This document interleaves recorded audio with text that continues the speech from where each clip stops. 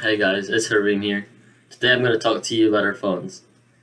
Next time you're with a group or friends or family, pay attention to who's on their phone. It could be your mom, it could be your dad, it could be your best friend. But I guarantee you that at least someone's on their phone. Why is it that people pull out their phones for such trivial matters? People hang out to have fun and spend time, but if you ever look at a group of people in public, they're glued to their phones. If phones have social media, then why are we becoming less social? Instead of interacting with each other, we're pulling our phones out and using Snapchat. What I want to talk to you about today is why we should become more conscious about how we use our phones. I'm going to explain to you how and why our phones are addicting us and how to prevent this. So, the first reason is dopamine. Dopamine is a chemical in our brain. Dopamine is basically the reward system in our brain. Your brain learns that checking your phone results in a reward. Then the sight of your phone releases dopamine. This is the process of addiction. It can happen with food. Whenever you eat, dopamine is released because it's a good feeling to eat. But the craving never goes away for your phone. Craving goes away for your food. So let's say you just ate and you've been fulfilled. You're full. You don't need it anymore. But whenever you're on your phone, there isn't a stopping point. I saw this on an article by Harvard. And another way that our phone messes with us is our creativity and concentration.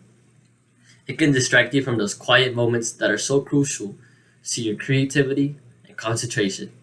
So let's say you're doing a math problem and you're really close to figuring it out, and then your phone buzzes and you check the message and then you spend 5 minutes on it. And then it takes you another 20 minutes to finish that problem.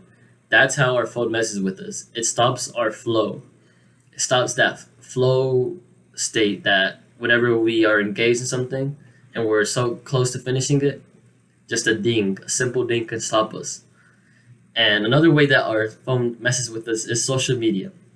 Social media is making us less social. There are several studies that show social media is making us unhappy. Looking at highlights of other people's lives can make you feel insecure and envious. If, let's say, someone's really unhappy and they're scrolling through Instagram and they see that someone's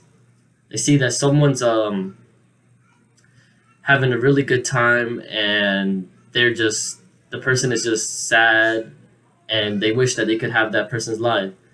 This is what happens when people look at social media. People have to realize that social media is just a highlight reel of people's lives. It's not actually their real lives. It's the best moments that have been picked out and selected for their lives to be on display. And another way that it makes us insecure is by FOMO, or the fear of missing out. Whenever you see that people are out having fun, it gives anxiety and impacts your self-esteem. You feel like you should be there. So let's say a group of your friends went out and they didn't invite you, and then you see them on Snapchat, you see that they're all having fun and posting each other. This makes you insecure. You wish that you were there, and then you wish that they had invited you, and you constantly check it to see what they're doing. This is how social media can be toxic to you. And another way that social media can be bad is the app Tinder. Tristan Harris, a design ethicist at Google, says that Tinder is essentially playing a slot machine. Slot machines, as we know, are one of the most addicting games in the casinos. Whenever you play the slot machine, you pull a lever and you can either win or lose, and it's entirely up to chance. But whenever you're on Tinder, it's the same thing. You're swiping right and you don't know if you're going to match or not, and you keep swiping right until you get a match. And this is really addicting, and we can see how bad it is with this analogy by a guy who works at Google. And another way that social media is messing with us is that there's a code in Instagram that has been made by Ramsey Brown, who is a coder there, and he has a background in neuroscience. He says Instagram has a system that whenever we get a like, they don't send it immediately. They send it right when they think we're about to get off the app. So let's say that you've been on the app for 10 minutes and you're about to get off.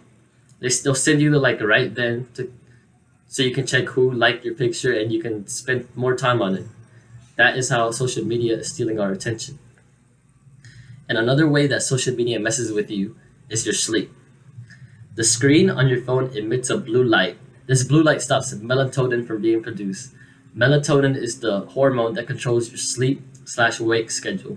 This makes it more difficult to fall asleep. So if you're on your phone at night, you're not producing any melatonin, which is essential to sleeping.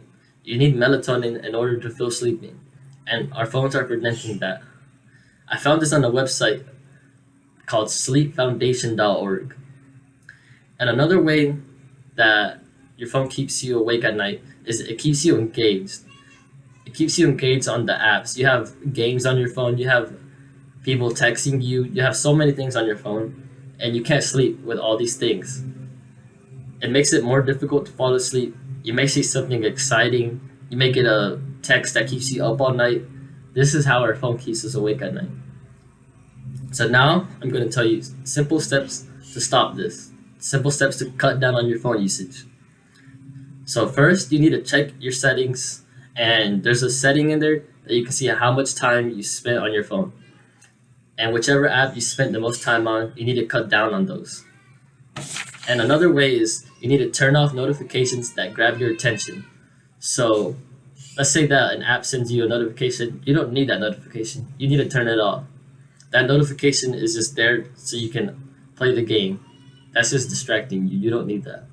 And another way is whenever you catch yourself mindlessly scrolling through social media, think about what you could be doing instead. You could be spending time with your friends. You could be spending time on your hobbies. You could be doing so much more than just looking at Instagram. And another way that you can help your sleep is put your phone away at least an hour before you sleep. This will help you fall asleep more easily. Set it on Do Not Disturb and put it away. You'll get a much better sleep if you're not distracted by your phone. And do not charge it next to your bed. You want to keep it out of reach. You don't want your phone right next to you when you sleep because you'll just grab it, and if it's not close to you, you won't just grab it because you got to get out of bed. So that's a really good way to keep your phone out of your bed. So think about the things you could be doing instead of being on your phone.